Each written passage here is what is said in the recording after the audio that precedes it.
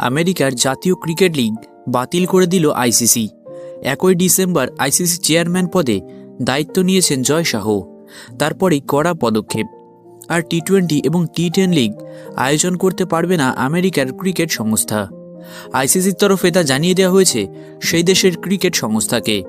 যে কোনো ক্রিকেট লিগে আইসিসির নিয়ম অনুযায়ী প্রথম একাদশে অন্তত 7 জন সেই দেশের ক্রিকেটার রাখতে হবে। কিন্তু আমেরিকা ক্রিকেট লিগ সেই নিয়ম মানেনি।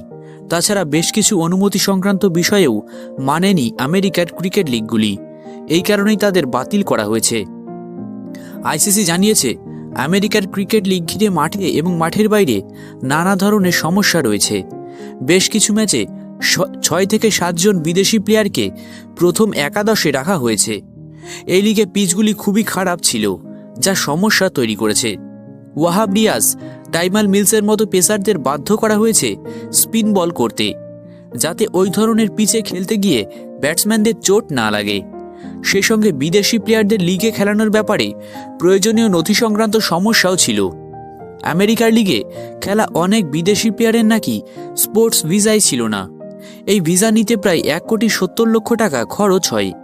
এই ভিসা না নিয়ে অনৈতিকভাবে খরচ কমানোর চেষ্টা করা হয়েছে বলে দাবি।